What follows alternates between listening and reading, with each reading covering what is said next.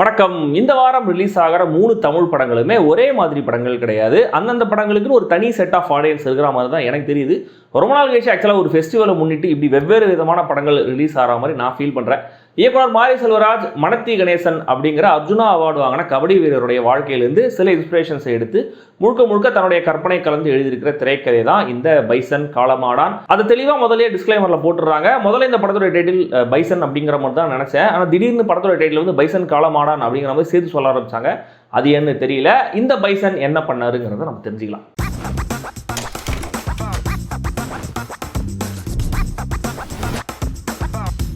Bison காலமாடான். துருவிக்ரமுக்கு kabaddi விளையாட்டு மேலே அதீதமான காதல், வெறி, பேஷன்.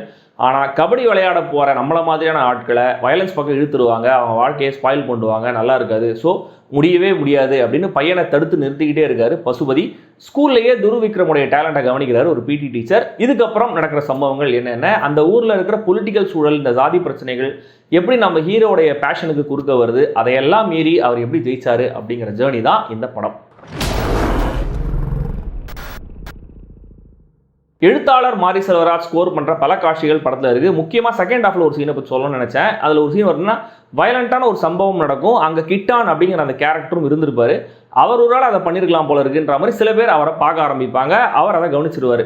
அதை மண்டலி யோசிச்சுக்கிட்டே அவர் வீட்டுக்கு வருவார். அந்த சீனில் ஓடி வருவார், பசுபதி கிட்டே பேசுவார் உட்காந்து. அந்த சீன் ரொம்ப பிடிச்சிருந்தது. ஆக்சுவலாக டயலாக்ஸ் பேசுறதுக்கு முன்னாடியே நிறைய விஷயங்கள் கன்வே ஆகுது. பேசப்படுற வசனங்களும் ரொம்ப நல்லாவே இருந்தது. இப்படி தான் பார்த்து வளர்ந்த விஷயங்களை, தன்னை பாதித்த விஷயங்களை திரும்பவும் கையில் எடுத்து ஒரு குவாலிட்டியான ப்ராடக்டாக கொடுத்துருக்காரு இயக்குனர் மாரி செல்வராஜ். அந்த நிலம், மக்கள், அரசியல், ஜாதிய வேறுபாடு, வழக்கமான இந்த சப்டெக்ஸ்ட் சமாச்சாரங்கள், இந்த மாதிரியான விஷயங்கள் காமனாலிட்டிஸை தாண்டி அவருடைய முந்தைய படங்களுக்கும் இதுக்கும் பெரிய தொடர்பு இல்லை. டோட்டலாக வனத்தி கிட்டான் அப்படிங்கிற அந்த கேரக்டருடைய ஜேர்னியை பார்க்க நம்மளையும் கூடவே கூட்டிகிட்டு போகிற மாதிரி இம்மர்சிவாக இந்த உலகத்துக்குள்ளே கூட்டிகிட்டு போயிடுறாரு இயக்குனர். ஹீரோ மேலே மட்டும் கான்சன்ட்ரேட் பண்ணாமல் அவர் வாழ்க்கையை தீர்மானிக்கிற சூழல்களுக்கும் மற்ற கதாபாத்திரங்களுக்கும் முக்கியத்துவம் அதிகமாக இருக்குது. ஹீரோ மேலே வர வேண்டிய எம்பத்தியை அவரை நடிக்க வச்சோ பேச வச்சோ கொண்டு வராமல் எக்ஸ்டர்னலாக நடக்கிற சம்பவங்கள் மூலமாக கொண்டு வந்த இந்த அணுகுமுறை நல்லா இருந்தது, எனக்கு பிடிச்சது. ஆனால் சில இடங்களில் அது படத்துக்கு அகைன்ஸ்டாகவும் ஒர்க் ஆகுது. ஹீரோ கேரக்டர் கூட நம்மளால் கம்ப்ளீட்டாக ரூட் பண்ண முடியல. பாண்டியராஜா, கந்தசாமின்னு 2 கேரக்டர்ஸ் முதல் பாதியில் ஒரு ஷேடில் இருப்பாங்க. 2வது பாதியில் ஹீரோ கூட சேர்ந்து நாமும் அந்த கேரக்டர்ஸை பற்றி தெரிஞ்சிக்கும் போது வேற ஒரு ஷேடில் அவங்க மாறுவாங்க. இந்த விஷயம் ரொம்ப நல்லா இருந்தது. இந்த 2 கேரக்டர்ஸில் லால், அமீர் 2 பேருமே ரொம்ப நல்லா நடிச்சிருக்காங்க. இதில் 2-3 சீன்ஸில் அவங்களுடைய உண்மையான நேச்சர் என்ன, அவங்களுடைய நோக்கம் என்னன்ற காட்டுற இடங்கள் 2 பேருமே அந்த சீன்ஸில் கைத்தட்டல்கள் வாங்குறாங்க. இந்த போர்ஷன்ஸ் அட்டகாசமான ரைட்டிங்கும் கூட. பட் முதல் பாதியிலையும் சரி, 2வது பாதியிலையும் சரி, கதையாக பார்த்தா ரொம்ப கம்மியான விஷயங்களே இருக்கும். ஒரே மாதிரியான ஆக்ஷன் சீன்ஸ் 2 பாதியிலையுமே ரிப்பீட் ஆகிட்டே இருக்கு. ஃப்ளாஷ்பேக்கில் சொல்லப்படுற கதைகளுக்கு இருக்கிற ரிஸ்க் ஒன்று இருக்கு. ஸ்டேக்ஸ்ன்னு எதுவுமே ஃபீல் ஆகாது. ஸோ படம் ஏன் அடுத்த கட்டத்துக்கு நகர மாட்டேங்குது அப்படிங்கிற மாதிரி ஃபர்ஸ்ட் ஹாஃப்ல நிறைய இடங்களை யோசிக்க வச்சிருச்சு படம். ஒரு சண்டை, அதோடைய டாமினோஸ் எஃபெக்டாக அடுத்தடுத்து வர பிரச்சனைகள், இந்த ஆங்கிள் சுவாரஸ்யமாக இருக்குது. பட் திரும்ப ஒரே மாதிரியான அடிதடி என்கவுண்டர் சுவாரஸ்யமாக இல்லை. கடைசி 20-30 நிமிஷம் ட்ராமாவை ஒர்க் அவுட் பண்ண விதத்தில் தான் சொல்லி அடிச்சிருக்காரு மாரி செல்வராஜ். இத்தனைக்கும் ரொம்ப ப்ரெடிக்டபிளான ஒரு விஷயம் தான் நடக்கும். ஸ்டில் கேரக்டருக்கு அவர் கொண்டு வர சிக்கல்கள், அந்த ஊரில் திடீர்னு மாறுற சூழல், ஹீரோ எப்படி அதை ஓவர் கம் பண்ணியிருப்பாருங்கிற அந்த கியூரியாசிட்டின்னு எல்லாமே இந்த போர்ஷனில் படத்துக்கு சாதகமாக ஒர்க் ஆகுது. சாட்டிஸ்ஃபைங்கான கத்தார்டிக்கான அந்த எண்டுக்கு ஒரு ப்ரௌனி பாயிண்ட். இந்த பைசன் கதையில் ஆக்சுவலாக 3 ஆங்கிள்ஸ் இருக்குது. ஒன்று, தன்னுடைய பையனை சுற்றி இருக்கிற பாகுபாடு, அரசியல், அடிதடி எல்லாம் பையனை எந்த விதத்துலையும் பாதிக்கக்கூடாது, எப்படியாவது அதையெல்லாம் தாண்டி அவனை நல்ல நிலைக்கு கொண்டு வந்துடணும்னு நினைக்கிற ஒரு அப்பாவோட ஆசை, அக்கறை, பாசம். 2வது, கபடியில் சாதிக்கணும்னு நினைக்கிற ஹீரோ கேரக்டர், அதில் எக்ஸ்டர்னல் ஃபேக்டர்ஸ்லாம் எப்படி வந்து அஃபெக்ட் பண்ணுதுங்கிற விஷயம். 3வதா, ஹீரோவுக்கும் அனுபமா கேரக்டருக்குமான ஒரு லவ் ஆங்கிள், அது படத்தில் ஒரு மேஜர் போர்ஷனில் இருக்கு. இதில் பசுபதி கேரக்டர் எழுதப்பட்ட விதம் அண்ட் பசுபதியோட நடிப்பு, இது 2ம் தான் இந்த பைசன் படத்துடைய லைஃப் லைன்ஸ். அவர் எப்பேற்பட்ட நடிகர் அப்படிங்கிறது எல்லாருக்குமே தெரியும். அதுக்கான இன்னொரு அத்தாட்சி தான் இந்த படம். ரொம்ப ப்ரொடெக்டிவாக அவர் நடந்துக்கிற விதம், பையன்கிட்ட மிரட்டுற மாதிரியே ஒரு கெஞ்சர துணியில் அவர் பேசுகிற விதம்லாம் ரொம்ப நேச்சுரலாக அட்டகாசமாக இருந்தது பெர்ஃபார்மன்ஸ். அந்த சீன்ஸ்லாம் ஒரு சீனில் பையன் கபடி ஆடுறதை பார்த்து அவர் கொடுக்குற ரியாக்ஷன்ஸ்லாம் அவ்வளோ ரியலாக இருந்துச்சு. ஆக்சுவலாக அந்த இடத்துல உங்களுக்கு சார்பேட்டாக ஞாபகம் வரும். ஆனால் அங்கேயும் இங்கேயும் அந்த ரியாக்ஷன்ஸ்லாம் நிறைய டிஃப்ரென்ஸ் அவர் காமிச்சிருக்காரு.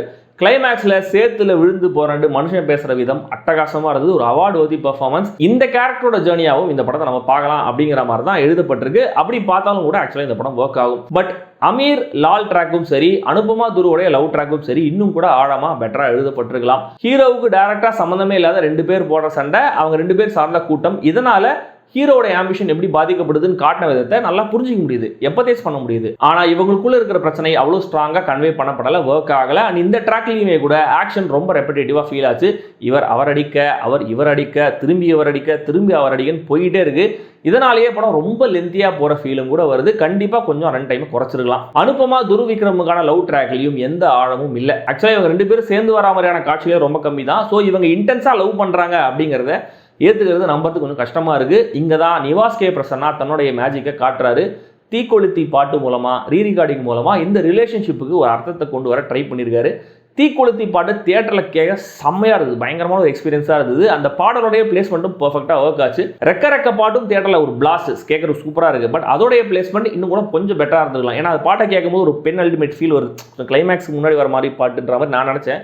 ஆனால் அப்படி இல்லை. பின்னணி இசை பாடல்கள்னு 2 விதத்திலையுமே நிவாஸ் கே பிரசன்னா தன்னுடைய பெஸ்ட்டை கொடுத்துருக்காரு. கபடி காட்சிகள் பிரில்லியண்டாக படமாக்கப்பட்டிருக்கு. இதுலேயுமே ரெப்படேட்டிவ்னஸ் ஒரு சோர் ஃபேக்டராக இருந்தாலுமே கூட எழிலரசுடைய சினிமாட்டோகிராஃபி, இந்த சீன்ஸில் எடிட்டர் சக்தி துரு பயன்படுத்தியிருக்கிற ரியாக்ஷன்ஸ், இன்சர்ட்ஸ் எல்லாம் சேர்ந்து நிஜமான ஒரு கபடி போட்டியை பார்க்குற ஃபீலை கொடுத்துருக்காங்க.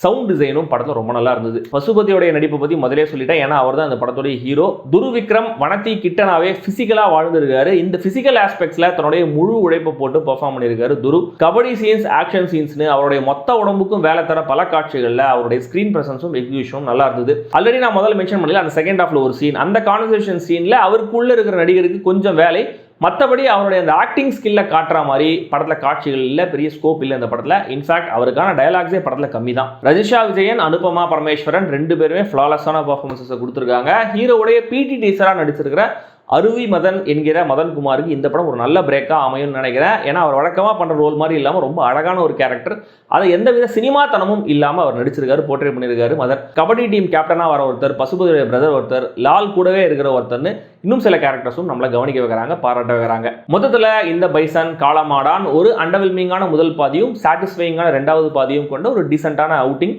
கிராஃப்டா இயக்குனர் மாரி செல்வராஜ் கிட்டே இருந்து இன்னொரு தரமான சினிமா, நிறைய நல்ல விஷயங்களை அட்வைஸாக சொல்லாமல் நிறைய ஹோப் தர ஒரு படம். பார்க்கணும்னு நினைக்கிறவங்க கண்டிப்பாக தியேட்டரில் பாருங்கள். பார்த்தவங்க எப்படி இருந்துச்சு அப்படிங்கிறத கமெண்ட்ல சொல்லுங்கள். இந்த படத்துக்கு US 16+ ரேட்டிங் கொடுத்துருந்தாலுமே கூட கண்டிப்பாக இந்த படத்தோட இன்டென்ஸான வயலண்டான காட்சிகளுக்காக என்னுடைய பார்வையில் ஸ்ட்ரிக்ட்லி அடல்ட்ஸ் ஒன்லி.